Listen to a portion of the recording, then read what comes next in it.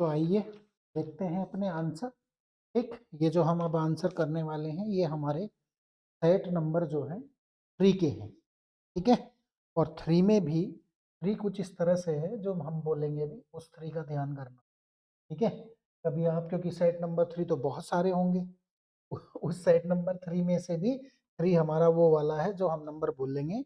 ये नंबर है हमारा 56 56/3/3 ऐसे करके सेट है।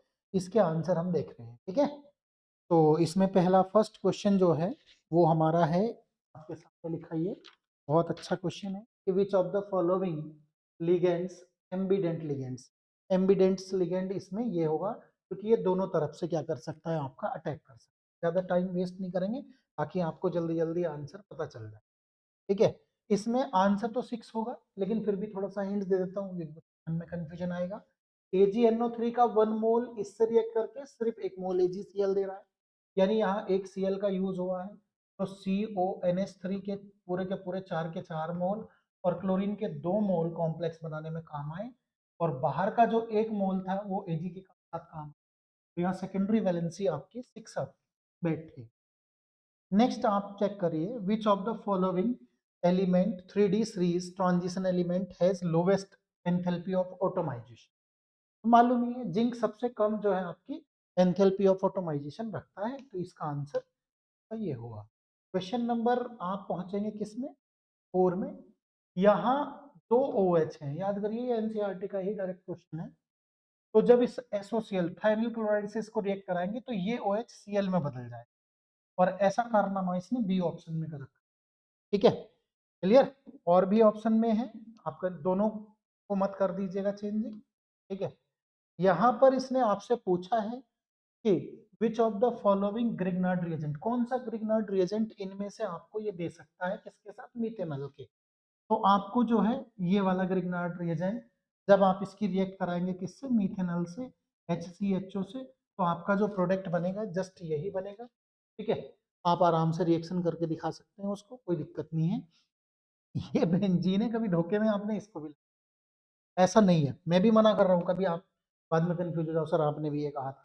इसलिए ऑप्शन तो इसका कौन सा, ऑप्शन तो इसका सी ही करेक्ट है। ठीक है, चलिएगा, यहाँ पर है, मैंने एक सेट दूसरा भी देखा था, उसमें एक सेट में ये भी था, किसी और सेट में कि C6H5O तो ये बॉन्ड ब्रेक करना आसान है, तो ऐसी कंडीशन में H इसको और I इसको दे देना, उनका आंसर ये हो जाएगा। लेकिन यहाँ वाले दोनों इक्वल है, कोई भी ब्रेक कर दो, 1 मोल एल्कोहल और 1 मोल आयोडीन वाला जो है CH3 के साथ लग जाएगा।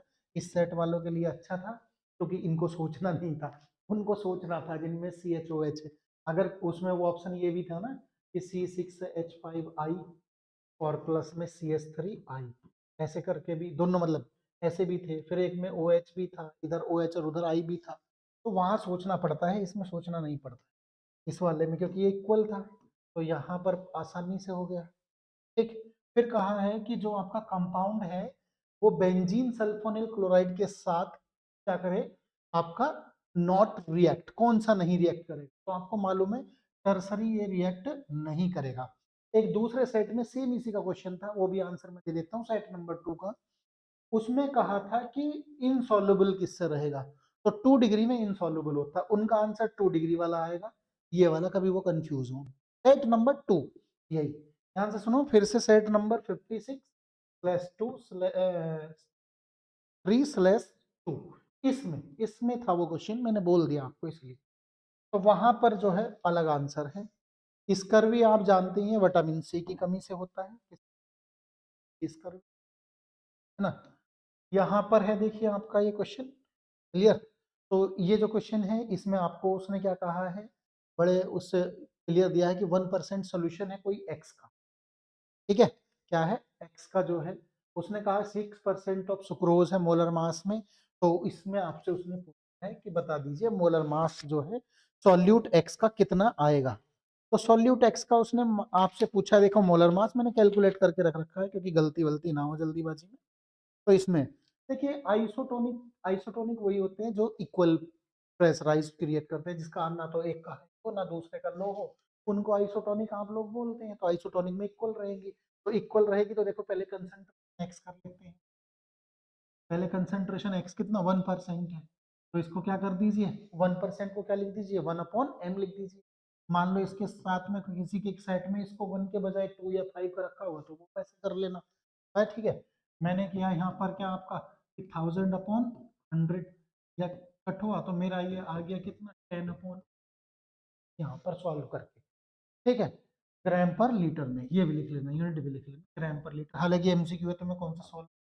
कंसंट्रेशन फिर किसका लिखना है आपका दूसरे सोल्यूशन का, यानी सुक्रोज का। किसका लिखना है सुक्रोज का। जब सुक्रोज का लिखोगे तो मैंने कहा ना 6% तो 6 लेना, यहाँ पर 6 कर लेना, 6 के अपॉन में इस बार m मत करना, तो क्यों, क्योंकि देखो से m तो उधर क्वेश्चन मार्क था ना, यहाँ कितना करना 3 का कितना दे रखा 342, कितना करना 342 इंटू वही 1000/100 कर दे, ठीक है। यहाँ भी कट हो गया कहानी, तो ये आपका आ गया 60/340, 60/340। जब आप इन दोनों को बराबर करके सॉल्व करोगे तो आंसर तो आएगा लगभग 56.6 या 7 के समथिंग। तो इस बेस पर इसका जो ऑप्शन जाना चाहिए वो बी वाला करेक्ट होना चाहिए। क्लियर। आइसोटोनिक के लिए इक्वल दे रखा था इसीलिए क्रिएट किया है, वैसे ये न्यूमेरिकल में आना चाहिए था, एमसीक्यू में अच्छा खासा बच्चे का टाइम। ये तो आसान ही था। 10 नंबर के क्वेश्चन में था आपका कि फर्स्ट ऑर्डर रिएक्शन है तो हम जानते ही हैं इसके लिए जो टाइम होता है हाफ टाइम होता है 0.3 और अपॉन में के की वैल्यू आपको 3 दी है, के की वैल्यू जो 3 दी है इस 3 वैल्यू को आप यहाँ कर दीजिए 0 पॉइंट हो जाएगा 2 और यहाँ पर आ जाएगा कितना 3 और ये, तो इस बेस पर आपका आंसर है ये। नेक्स्ट, ठीक है। हाँ जी, which of the following cells, ठीक है, which of the following cells is used in the hearing aids. कौन सा होता है, मरकरी सेल होता है जो कानों में छोटे छोटे बटन सेल लगा के आप सुनते हो, उसमें मरकरी सेल का यूज करते हैं, ठीक है। कह रहा है aniline reaction on bromine water के साथ में क्या बनाएगा आपको 2,4,6 ट्राइब्रोमो एनिलीन, ठीक है। ये बनाता है, डायरेक्ट एनसीईआरटी की रिएक्शन है, कुछ स्पेस नहीं है। तो ये थे जी आपके एमसीक्यू। अब आप पहुंच गए किस पर, अजरसन रीजन पर, ठीक है। अजरसन रीजन में देखिए वैल्यू पढ़ लीजिए, यही अजरसन रीजन दिए सभी सेट में एक से ही है, मैंने भी तीनों सेट देखे हैं, तीनों क्या अभी दो ही देख पाया वैसे तो मैं, ठीक है, लेकिन देखे हैं मैंने तो लगभग बराबर सही है, फिर भी मैं आपको बता देता हूँ। जैसे ये है देखिए पहला डेल्टा एच, यहाँ देख लीजिए delta H delta V mixing are 0 for ideal, बिल्कुल सही है, ट्रू है ये बात, ठीक है। The solution which obey Raoult's law over the entire range, ये इनको क्या बोलते हैं, आइडियल सोल्यूशन बोलते हैं, जो सभी रेंज पर करते हैं। Rate of the reaction decrease with increase temperature fall, rate क्या हो जाता है हर 10 डिग्री सी इंक्रीज करने पर डबल हो जाता है, increase. The number of effective collision increase with increase in temperature, ये बात ट्रू है। इस पर आप अपने आंसर लगा लीजिए ट्रू फॉल्स देख करके, ठीक है। जहां रिलेट होगा मैं रिलेट भी करके बता दूंगा कि ट्रू फॉल्स भी है साथ में रिलेट भी है। फिनॉल जो है रिएक्शन करता है एक्वस NaOH के साथ, बिल्कुल करता है, हमने पढ़ी है, ठीक है। और जब मैं आपको अब हम थ्योरी बताते हैं आप लोगों को तो ये भी बताते हैं कि मैंने तो इस क्वेश्चन को ऐसे बताया था, ठीक है, कि ऐसे कोई दो इक्वेशन लिख दीजिए जिससे फिनॉल का एसिडिक करेक्टर प्रूव होता हो, तो ये वही है, उसी को घुमा के दिया है तुम्हें। तो फिनॉक्साइड आयन बनता है, वाटर निकलता है, क्या बन जाता है फिनॉक्साइड आयन बनता है और साथ में निकल जाता है वाटर, तो बिल्कुल सही बात है। और दिस रिएक्शन अभी देखो जो ये पढ़ रहा था मैं, किसको सपोर्ट करती है एसिडिक करेक्टर को, यानी ये ट्रू होने के साथ साथ रिलेट भी है, क्लियर, एक दूसरे से क्या है रिलेट भी है। यहाँ आ जाइए कि boiling point of butane one ol higher than butane one amine, बिल्कुल होगा साहब। इसमें hydrogen bonding intramolecular intermolecular strong होती है, इंटरमोलिकुलर हाइड्रोजन बॉन्डिंग जो है क्या होती है अच्छी खासी स्ट्रॉन्ग होती है इसके कंपैरिजन में, यानी दोनों ट्रू भी हैं रिलेट भी हैं। इसके लिए भी ए आएगा ऑप्शन, इसके लिए भी ए आएगा, ठीक है। और एक का ट्रू फॉल्स वाला था और एक था, तो चार ऑप्शन में जल्दी जल्दी बता रहा हूँ, ज़्यादा टाइम आपका वेस्ट नहीं होगा, वैसे ही आपका जो है नेक्स्ट एग्जाम में इतना टाइम आप लेंगे भी नहीं। यहाँ पर देखिए जब हम ग्लूकोज को रिएक्ट कराते हैं किससे, हिंट्स दे देता हूँ मैं आपको, समझ लीजिएगा कि आपने आंसर सही लिखा है कि नहीं लिखा है। तो आपको मालूम है जब यहाँ रिएक्ट कराते हैं HI से तो क्या बनता है, एन हेक्सेन बनता है। ठीक है, क्या बनता है आपका, एन हेक्सेन बनता है। जब आप यहाँ पर एसिटिक एनहाइड्राइड से रिएक्ट कराते हैं, इसी को यहीं पे लिख दूं, तो ये 5 के 5 OH ग्रुप हट जाते हैं। क्या होते हैं, 5 के 5 OH ग्रुप हट जाते हैं और इनके प्लेस पर COCH3 आ जाता है। क्या आ जाता है, COCH3।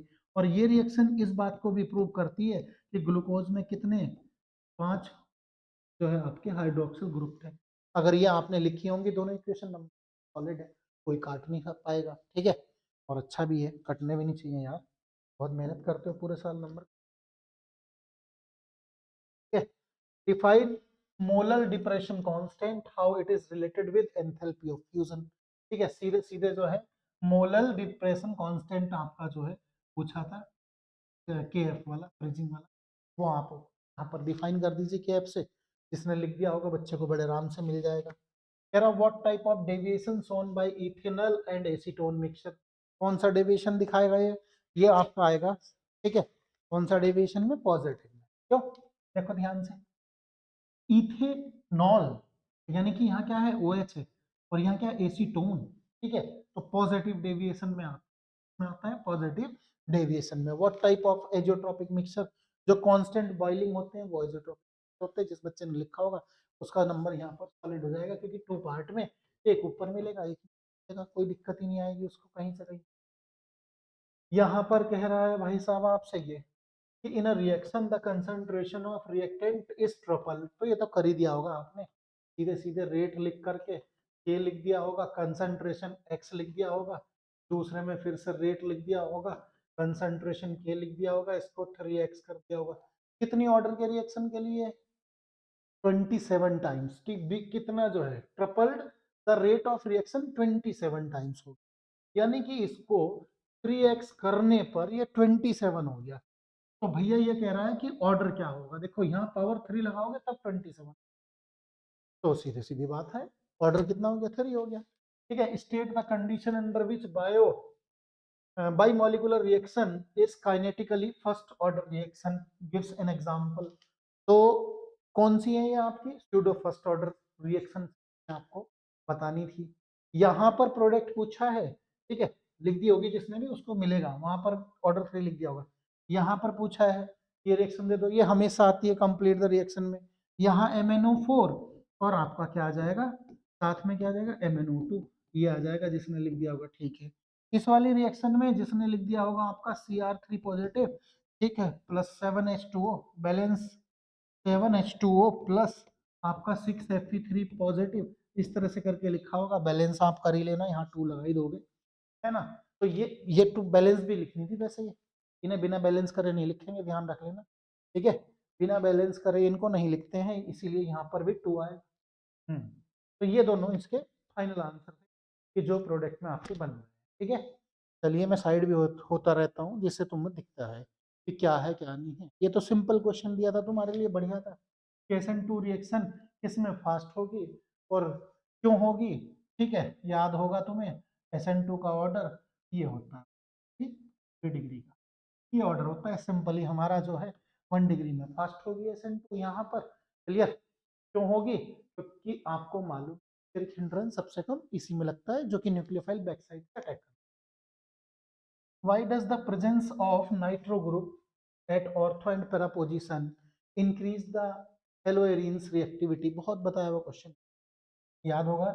जब भी हमारी हेलोएरिन्स होती है, और याद है कि आपको अगर ये है और इसको NaOH से रिएक्ट कराने रहे, डॉस प्रोसेस, याद करो डॉस प्रोसेस, तो हम बोलते थे इसमें पहले सोडियम फिनॉक्साइड बनेगा।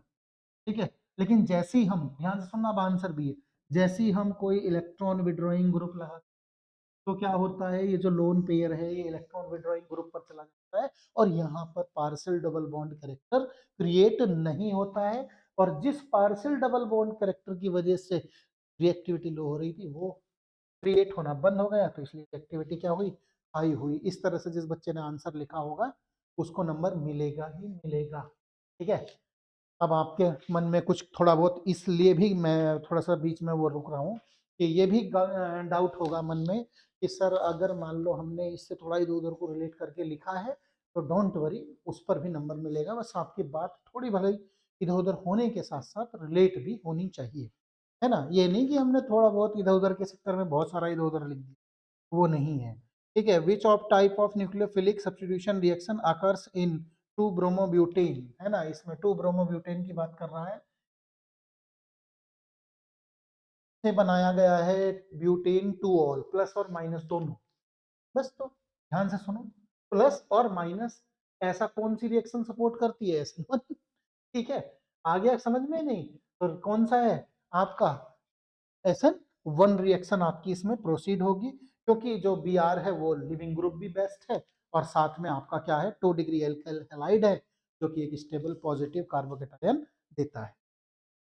आइए चलिए नेक्स्ट करते हैं यार, नेक्स्ट न्यूमेरिकल है, पर फिर भी मैं आपको करा दूंगा, और इसका तो क्योंकि मैंने आंसर कर भी लिया है, तो मैं तुम्हें आंसर तक ही पहुंचा दूंगा इसमें, ठीक है, डोंट वरी, क्योंकि आंसर तक पहुंचाना भी हमारी। देखो जे देखो इसमें करते क्या है, मेरा तो सिंपल फंडा ये है, यहाँ पर कर देता हूँ, ध्यान से सुन देखो, फिर मैं हट जाऊंगा। भाई यहाँ 25% कंप्लीशन दे रखी है, पहले लिख लीजिए k is equal to 2.303 upon T, ठीक, log 10 base R not upon are.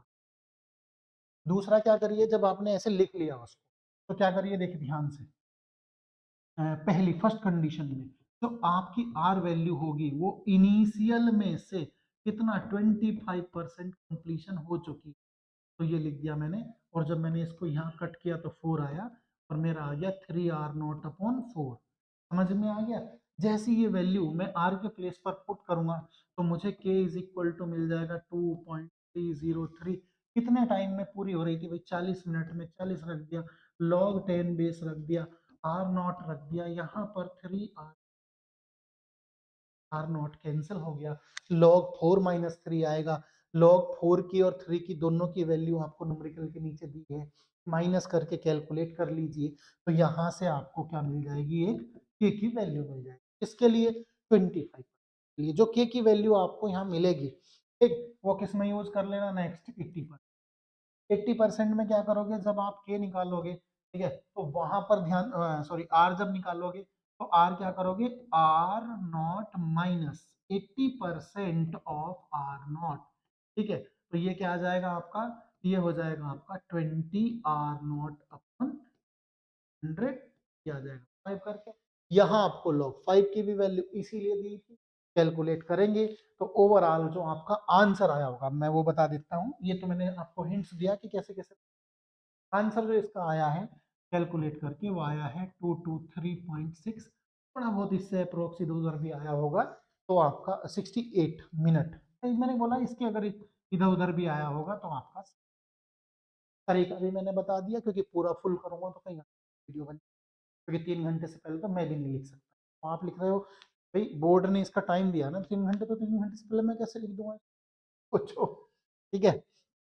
रीमर्टीमान reaction आपको मालूम ही है, फिनॉल लेते हो, हिंट्स दे रहा हूँ बस मैं, फिनॉल लेते हो, रिएजेंट लिया होगा इसमें आपका क्लोरोफॉर्म CaCl3 किसी एल्कली बेस के साथ में, और प्रोडक्ट बनाया होगा इसमें आपने, यार ये तो रटी हुई रिएक्शन रहती है, बच्चों को सबको सैलिसिलिक, है ना, और कॉल्बे रिएक्शन में क्या बनाया होगा, सेम लिए ये रिएजेंट चेंज कर दिया होगा, और यहाँ पर जो बनाया होगा इस सैलिसल्डिहाइड, अगर ऐसा लिखा है तो आप बिल्कुल करेक्ट हैं, आपके नंबर भी पक्के हैं, ठीक, आप भी खुश रहेंगे, आपके बच्चे भी आपसे खुश रहेंगे, ठीक है। रिएजेंट NaOH यहाँ पर भी लेंगे, रिमेटिक कॉल्बे रिएक्शन में भी, और CO2 भी लेंगे, चलिए आप भी खुश रहिए, आपके बच्चे भी अब खुश रहेंगे, जो होना था वो हो गया, ठीक है, टेंशन लेने से होगा ही क्या, टेंशन लोगे तो क्या पेपर सही हो जाएगा।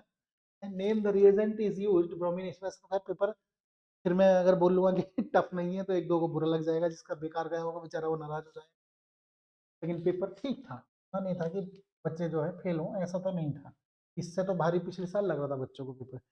2,4,6 ट्राइब्रोमो बनाना है जी फिनॉल से, बहुत अच्छी बात है, रिएजेंट ले लीजिए ब्रोमीन वाटर, ब्रोमीन वाटर, देखो इसीलिए सिर्फ Br2O लिखने का ये एक नंबर, सोचो, ऊपर ही एक नंबर इस रिएक्शन का, एक नंबर इस रिएक्शन का, एक इसका सीधे सीधे दे रखा है डायरेक्ट, क्लियर, और बहुत अच्छी चीजें दे रखी हैं इसमें, यहाँ देख लीजिए 25 क्वेश्चन पर, है ना, सोचो, मैं भी जो है ड्यूटी करके आया आऊंगा 2:30 बजे घर पर आके आपके लिए लिखूंगा, इसलिए थोड़ा सा फास्ट करा रहा हूँ ताकि आपको चैन पड़ जाए, वैसे तो अच्छा है ना।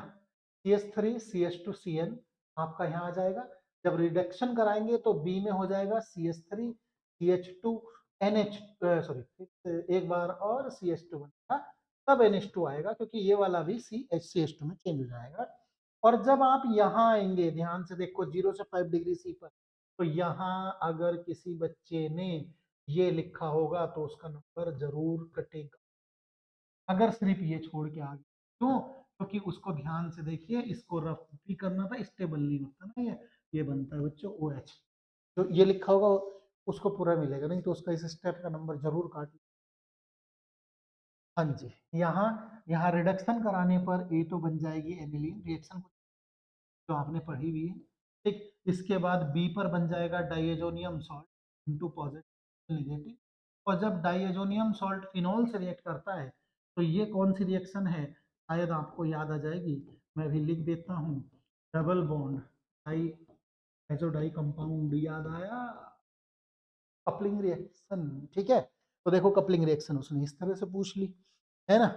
सब फेमस फेमस क्वेश्चन है, कोई भी जो है आपका ऐसा मतलब बेकार क्वेश्चन नहीं है जिससे कि आप देख रहे हैं बहुत ज्यादा अंदर से डीपली, ऐसा तो नहीं है तो ऊपर ऊपर ही बस याद होना आपको जरूरी है। आपको याद है तो जिंदगी आपकी, अगर नहीं याद है फिर तो तुम्हें ये मेरी बात भी लगी है। SOCl2 से इसे कन्वर्ट कर दीजिए, ये बेंजोइल क्लोराइड बन जाएगा। और बेंजोइल क्लोराइड को जो है हमें जो है किसने किसने बताई थी, ये रोजनमुंड ने बताई थी कि भाई साहब इसको H2PD सुना BaSO4 के प्रेजेंस में। ठीक है, तो आपका क्या मिल जाएगा, बेंजोइल डिहाइड मिल जाएगा। और रोजनमुंड रिएक्शन कन्वर्जन में पूछ, ठीक है, रोजनमुंड रिएक्शन ध्यान से सुन। इथेनॉल टू प्रोपेनॉल, ठीक है, ये भी एक आपकी रिएक्शन ही है जो उसने बड़े आराम से पूछी है, किस पर बेस्ड, ग्रिग्नार्ड रिएजेंट पर बेस्ड है। इथेनॉल में बहुत पूछी जाती है रिएक्शन, एक रिएक्शन ये भी है यार। आवाज तभी मैं बाद में देखूं कि इतनी मेहनत मेरी हार गई, फिर कहेंगे कि देर बाद जो है, इतनी देर में तो तरस गए। ये डाला हमने, ठीक है, यहाँ के बाद हमें सीधे क्या मिलेगा, प्रोटॉन, क्योंकि ध्यान से देखो ये यहाँ आ जाएगा और MgBr जो है OH के साथ जब हाइड्रो, इस तरह से आपको सीधे जो कंपाउंड मिलेगा वो प्रोपेन का, है ना। एसिटोफिनोन से बनाना है जी बेंजोइक एसिड। एसिटोफिनोन का फॉर्मूला बच्चे जानते ही हैं, क्या होता है आपका एसिटोफिन। इसका तो बहुत ही इजी है, याद रखिए, ऑक्सीडेशन करा दो किससे, KMnO4 से, है ना। स्ट्रॉन्ग ऑक्सीडाइजिंग एजेंट से सब उड़ा देगा, सीधे बचाएगा यहाँ H, और जिसको आप बोल बेंजोइक एसिड। इतना सा लिखने पे भी आपका नंबर तैयार है। ब्रोमोबेंजीन से 1 फिनाइल, ये थोड़ी सी ध्यान से देने वाली थी रिएक्शन, हाँ इसको कह सकते, इसमें हमें थोड़ा ध्यान देना था, इसको Mg से रिएक्ट करा पहले बनाना था जी, इसमें क्या, MgBr ग्रिग्नार्ड रिएजेंट तैयार करना था एरोमेटिक के साथ में। और इसके बाद इसकी रिएक्शन आप किससे करा दीजिएगा, इसके बाद इसकी रिएक्शन करा दीजिएगा इथेनॉल यानी कि CH3CHO से। आपका जो कंपाउंड बनेगा, ठीक, लो जी, वो ये बनेगा 1 फिनाइल इथेन। ऐसा ऐसी रिएक्शन जिसने लिखी होगी उसको पूरा नंबर, कोई दिक्कत ही नहीं। फिर से यार एक न्यूमेरिकल आ गया, ये न्यूमेरिकल बहुत टाइम लेते हैं, चक्कर ये है। मैं आपको हिंट्स बता देता हूँ, ठीक है, कैलकुलेट कर लीजिएगा, मन नहीं करता यार, सुस्ती आती है। ये हो गया WB, है ना, और ये हो गया जी WA, है, ये हो गया आपका जी PA, और ये हो गया जी PA9। क्लियर साहब, एवरीथिंग ये गिवन पहले लिखना होता है न्यूमेरिकल में, ध्यान रखिए, बोर्ड का पेपर है, कोई किसी कंपटीशन का नहीं है कि सीधे भाग के लिख दो एकदम, ठीक। लेकिन मैं लिख रहा हूँ, फिर भी कह रहा हूँ, जिसने ये सब गिवन करके लिखा होगा उसको नंबर अलग मिलेगा, और जो आगे फिर फॉर्मूला लगाएगा उसको अलग मिलेगा।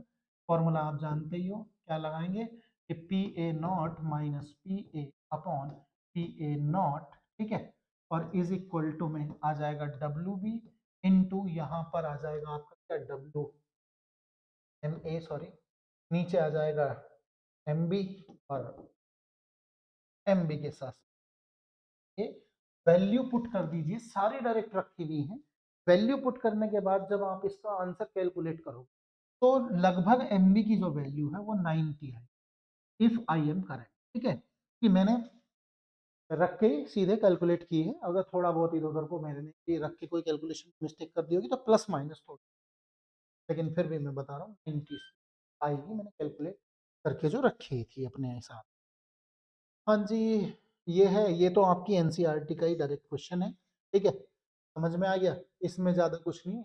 डिग्री ऑफ डिसोसिएशन उसने पूछा है तो वो तो अल्फा का फॉर्मूला लगा देना। आपको कंसंट्रेशन आयन दिए हैं, लेकिन उससे पहले आपको मोलर कंडक्टिविटी निकालनी है। और मोलर कंडक्टिविटी निकालने के लिए आप सीधे फॉर्मूला लगा दीजिए किसका, लैम्डा एम का। 1000 इंटू कप्पा इंटू अपॉन में सी, या एमडी कर देते हैं, कुछ भी जो भी मन हो आपका।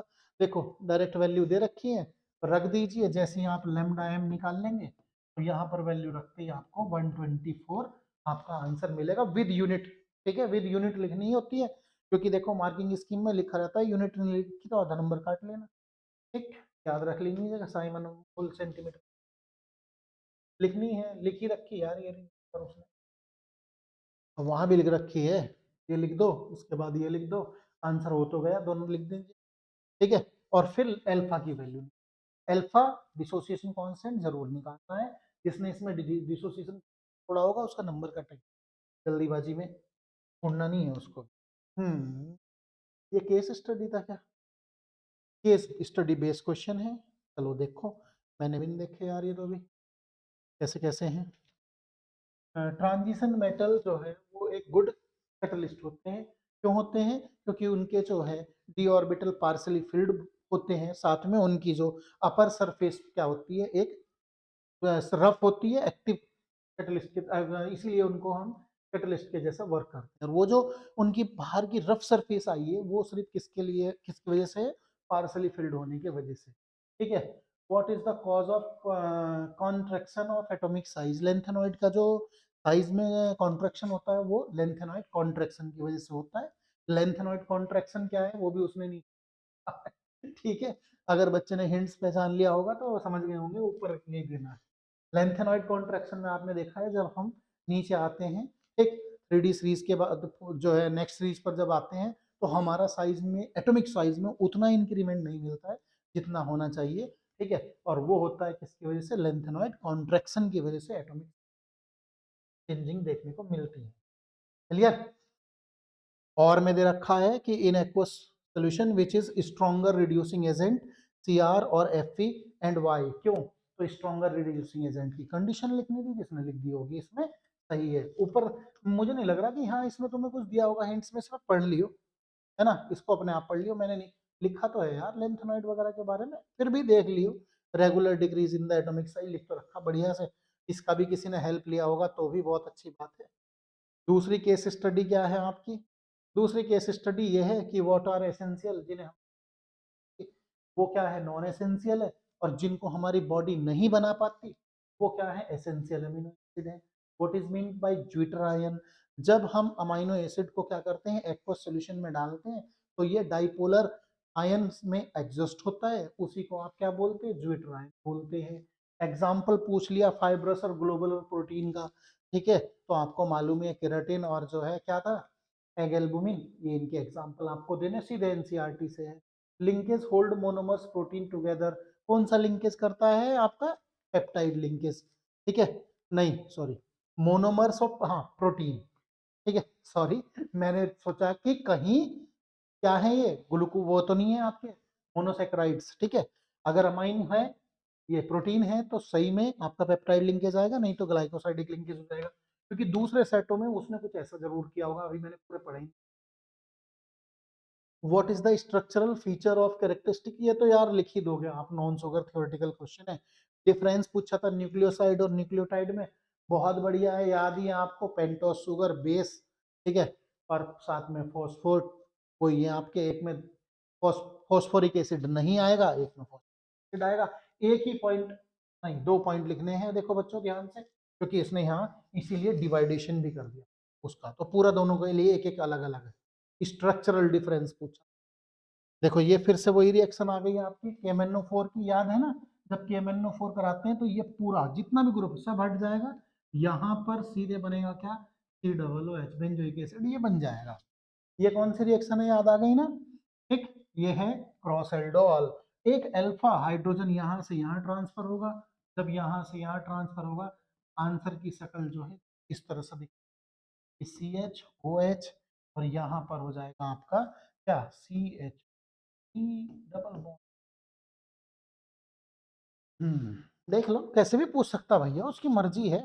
यहाँ ब्रोमिनेशन करा रहे हैं FbR3 के प्रेजेंस में, कोई बात नहीं। तो कार्बोक्सिलिक क्या कहता है, चलो बेटा मेटा पर चलो, हमने तुम्हारा जो वेलकम कहा, तो ये इस तरह से है, ठीक है। ओके, ये सब इसमें केमिकल टेस्ट देने हैं, ठीक है, ध्यान से देख लीजिए। ये कौन सा देगा, देखो इसमें COCH3 ग्रुप है, तो ये आपका आइडोफॉर्म टेस्ट देगा, उसमें COCH3 नहीं है, आइडोफॉर्म टेस्ट। यहाँ देख लीजिए पेंटेनल एल्डिहाइड है और ये कीटोन है, यहाँ पर आपका टॉलेंस टेस्ट परफॉर्म होगा, यहाँ पर होगा क्या। लेकिन लेकिन ध्यान से सुनो, मैं थ्योरी में बोल रहा हूँ, आपको रिएक्शन में लिख के आना था इसको, रिएक्शन में लिखने का ही मिलेगा, थ्योरी पे लिखने का तो मुझे नहीं लगता कि कोई नंबर देगा तुम्हें, क्योंकि यहाँ तो लिख भी देते हैं। वैसा लिख तो ना रखा उसने, केमिकल टेस्ट तो लिख ही रखा, केमिकल इक्वेशन तो लिखनी पड़ेगी। क्लियर। अब ये देखिए कि सेमा कार्बाजाइड जो होता है उसमें केवल एक ही NH2 ग्रुप पार्टिसिपेट करता है, क्योंकि भाई साहब जो दूसरा NH2 ग्रुप है ना, वो दूसरा NH2 ग्रुप क्या है, दूसरा NH2 ग्रुप इसके साथ एंगेज है, लोन पेयर बॉन्ड पेयर में convert, bond pair lone pair में कन्वर्ट, तो ये कहाँ से जुड़ेगा उसके साथ में, तो सिर्फ जो है एक ही जुड़ पाता है, एक नहीं जुड़ता है, सीधा एनसीईआरटी है। Acetaldehyde is more reactive than acetone, यार ये तो सिंपली क्वेश्चन था आपका या एनसीईआरटी का डायरेक्ट सीधे। देखो जो एल्डिहाइड होंगे, है तो आप कहोगे सर आप सारे एनसीईआरटी कह रहे, सही है भाई, मेरे मुंह से तो निकलेगा ही, ठीक है, वो तो आपकी बात है कि आपको कितना याद है। एल्डिहाइड वहां लिखा है एनसीईआरटी में कि जो आपके एल्डिहाइड हैं वो हाईली रिएक्टिव है कीटोन से, क्योंकि कीटोन में क्या है, देखो ध्यान से, कीटोन में क्या है, यहाँ दो आपके जो है ग्रुप रहते हैं, कौन से, ये भी एल्काइल ये भी एल्काइल ग्रुप, जो उसकी रिएक्टिविटी को क्या कर देते हैं, डिक्रीज कर देते हैं। ये भी प्लस आई क्रिएट करेगा, ये भी प्लस आई क्रिएट करेगा, रिएक्टिविटी डिक्रीज कर देगा, इसमें कम करेगा उसमें और ज्यादा कर देगा रिएक्टिविटी को, ठीक है। देखिए इसमें पूछा है, देखो सबसे पहले NO2 ग्रुप लगा है, ये इलेक्ट्रॉन विड्रॉइंग ग्रुप है, इलेक्ट्रॉन विड्रॉइंग ग्रुप क्या करते हैं, आपकी एसिडिक करेक्टर एनहेंस कर देते हैं, नंबर 1 पर ये आएगा। यहाँ पर इसमें क्या है, ये एल्काइल ग्रुप है, ये इसकी रिएक्टिविटी को कम करेगा, तो यहाँ पर नंबर 1 वो हो गया, 2 ये हो गया और 3 ये हो गया। कर लीजिए भाई साहब अरेंज मजे, ठीक है, जिसने ऐसे अरेंज करोगे नंबर 1 2 3 करके, आंसर उसका करेक्ट होगा, कोई नहीं रोक सकता उसको। नेक्स्ट, नेम कहा है आपसे, name the reagent in the following reaction, ये रिएक्शन थी आपकी कि इसमें रिएजेंट का नेम क्या होना चाहिए, तो देखो यहाँ रिएजेंट डाइवल एच लिख, क्या लिख दो, डाइवल एच, ये होता, ये तो एनसीईआरटी से उठा रखी, कहो तो बुक खोल के दिखा दूंगा, ठीक है, रिएक्शन भी वही है एनसीईआरटी की, फिर कहोगे फिर से वही बोल रहे हो सेम लाइन, तो वाकई में ही डाइवल एच इसमें लिखा हुआ। अच्छा, अब डाइवल एच के साथ साथ किसी ने अगर मान लो कुछ और लिख दिया हो यहाँ पर, वैसे तो डाइवल एच ही आना था, ठीक है, तो जैसे एक रिएजेंट और याद होगा आपको, SnCl2, और हमने अगर सर HCl लिख दिया तब, ठीक है, कि क्या तब हमारा ये गलत जाएगा, तो देखिए भैया काम तो इसका भी वही है कि नाइट्राइल को किस में बदलता है, एल्डिहाइड, ठीक है। अब वो एग्जाम के एग्जामिनर पर और CBSE की आंसर की पर डिपेंड करेगा कि वो क्या करता है। HBZ रिएक्शन बच्चों फेमस रिएक्शनों में से थी, इस बार उम्मीद भी थी कि बहुत सालों से पूछी नहीं गई, 3-4 साल से। इसमें क्या होता है, जो भी आपका कार्बोक्सिलिक ग्रुप होता है, जब आप इसे Br2 से रहा हूं मैं, ठीक की होगी आपने, यहाँ जो ये अल्फा कार्बन है इसका हाइड्रोजन हटके यहाँ पर Br है, इसमें COOH ग्रुप को कुछ नहीं कहते हैं, ना उससे आगे लगेगा ना पीछे लगेगा, सिर्फ अल्फा वाली पोजीशन पर लग जाता है, ठीक है। बहुत एकदम आसान आपके तरीके की रिएक्शन, जिसने ऐसे लिखी होगी उसका जो है ये सही जाएगा क्वेश्चन बढ़िया से। ओहो, बड़े बड़े क्वेश्चन आ चुके हैं भाई, ठीक है, इनको करने के लिए तो बहुत टाइम चाहिए, बड़ा वाला, ठीक। मतलब आराम से ये रहा, देखिए 1 2 3 लिगेंड है जी इसमें, ठीक है, 3 लिगेंड्स हैं पक्का है। और इसमें ये -1 वाला है, ये 0 है, ये 0 और ऊपर चार्ज है, तो यानी कि इसका जो ऑक्सीडेशन नंबर निकल के आ गया 3।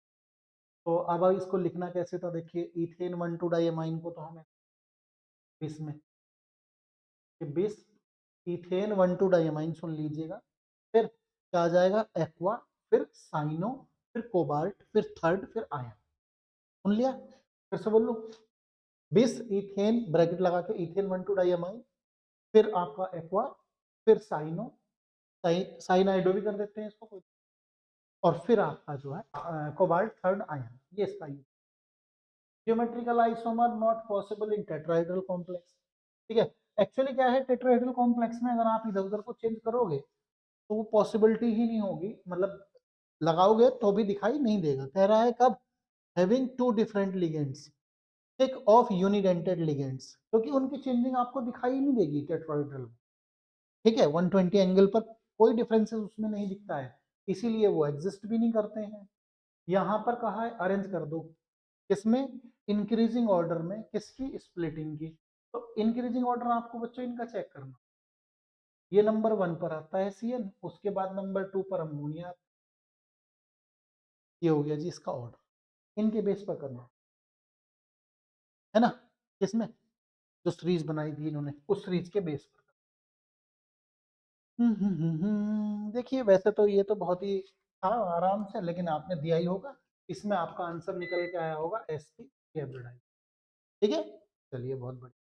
ये कह रहा है कि इन दोनों में से कौन सा स्टेबल होगा, एक मोर स्टेबल होगा, हाई स्पिन कॉम्प्लेक्स होगा। तो आपने क्या करना है, देखिए जो वीक है और यहाँ पर एक ऑक्सलेट आयन है, दोनों है, दोनों के निकाल लीजिए, जिसकी एनर्जी क्या होती है, लो होती है, हाई स्टेबिलिटी होती है, क्लियर, हाई समझ में। हाई स्पिन वो होते हैं जिसमें इलेक्ट्रॉन जंप करके क्या चले जाते हैं ऊपर, तो जब कॉम्प्लेक्स की स्ट्रक्चर बनाई होगी, आपका इसमें आंसर आया ही होगा कि सही से क्या है, जिसने इस तरह से किया होगा। एम्बिडेंट लिगेंड और bidentate ligand, what is the difference between ambient ligand और बाइडेंट, ये भी बहुत आसानी है। एम्बिडेंट लिगेंड मोनो होते हैं, मोनो कैटेगरी के होते हैं, यानी इनमें डोनर एटम एक होता है, डोनर एटम एक होता है, लेकिन एक ही डोनर एटम दो डिफरेंट साइड से अटैक करता है।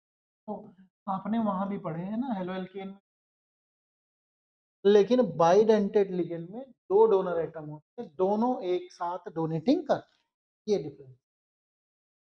हाँ जी, देखिए जब आपकी डेल्टा ओ ज्यादा है, 5 इलेक्ट्रॉन भरने हैं, E2G5 और Eg, दूसरी कंडीशन में E2G3 और Eg2, ऐसे भर दी, ठीक है। फिर न्यूमेरिकल आ गया। इसमें क्या कैलकुलेट करवाया जी आपसे, EMF करवाया है, ठीक है। आपने सीधे सीधे फॉर्मूले में रखा होगा, आपने इसका कैलकुलेट किया होगा, यार मैंने तो इसका किया नहीं यार, कैलकुलेट क्या है पूरा फिट करके बता रख देता तो मैं चलो कमेंट कर दूंगा कि एक्यूरेट कितना आएगा, लेकिन फॉर्मूले में जिसने रख दिया होगा उसका। मैं फिर से कहूंगा बच्चों, जो इसमें गिवन वगैरह सब लिख के आया होगा उसको नंबर जरूर मिलता है, ठीक है। फैराडेज लॉ है, सेकंड फैराडे लॉ आपसे पूछा है, और पीएच वैल्यू पूछी है, NaCl कैसे अफेक्टेड होगी। देखो 2 नंबर, अच्छा सॉरी, इससे ऊपर वाले के 3 नंबर है न्यूमेरिकल के, मैं इधर गया यार, मैंने कहा ऐसे 5 में ऐसा कैसा, ये न्यूमेरिकल 3 नंबर में है, ठीक। एक में फैराडे लॉ है और एक में ये बात है, जब NaCl होगा तो ये रिएक्ट करके NaOH बनाएगा, NaOH बेस होता है, और बेस होगा तो पीएच वैल्यू लिखा होगा ऐसा, ठीक है। इसमें भी आप देखो फॉर्मूला लगा दिया होगा। देखो इसने एक बहुत अच्छी बात कही भाई, यहाँ देखो लॉग कैसे निकाल दो, अगर वो तुमसे इक्विलिब्रियम कांस्टेंट पूछता तो फिर एंटी लॉग आता, और एंटी लॉग में तुम्हें दिक्कत होती, सीधे लॉग पूछा। तो यहाँ डेल्टा, तो रिएक्शन का जो G0 का जिसने ये लगा दिया होगा NFE नॉट सेल, ये फॉर्मूला जिसने लगाया होगा उसका आंसर इसमें सही आया होगा। और जिस बच्चे ने लॉग केसी के लिए लगाया होगा तो लॉग केसी के लिए भी ऐसे लॉग के सी इज इक्वल टू जो आता है वो आता है 2E0 सेल अपॉन में 0.059, टेम्परेचर तो आई थिंक 298 ही दे रखा होगा, कहाँ गया दिया तो नहीं यार इसमें, चलो उतने पे ही लगाते हैं, हमें क्या फ़र्क पड़ता है उससे, ठीक है? समझ में आ गया? ये है, ये तो देखो बहुत ही आपसे थ्योरेटिकल क्वेश्चन पूछ लिया कि भाई न्यूमेरिकल करो मत इसमें, थ्योरी बता दीजिए। इसमें अगर आपने देखो क्या आंसर लिखा होगा, तो कोई एडवांटेज बता दिए होंगे कि ये हाई एनर्जी है, लेस पॉल्यूटेड सेल है, हो गया काम, क्लियर? प्राइमरी और सेकेंडरी बैटरी से हो गया।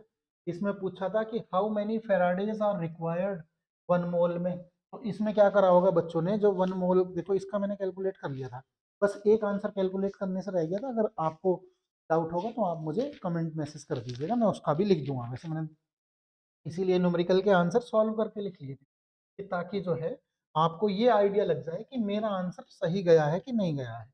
ये होता है भाई बच्चों इसकी रिएक्शन, ठीक है? सीधी सीधी बात है, 2 इलेक्ट्रॉन यानी कि 2 फेरेड का चार्ज हो गया, ठीक है? क्योंकि उसने वैल्यू दे रखी है, चाहे तो आप क्या लिख दीजिए, 2 इंटू 96500 कूलम्स लिख दीजिएगा, आपका आंसर ये आ जाए। बहुत सही था, शायद आई थिंक लास्ट ही था ये पेपर का, है ना? हाँ, तो ये पेपर का था एंडिंग, ठीक है? हैप्पी एंडिंग के साथ आपने भी अपने क्वेश्चन पेपर की एक हैप्पी एंडिंग की होगी। Thank you.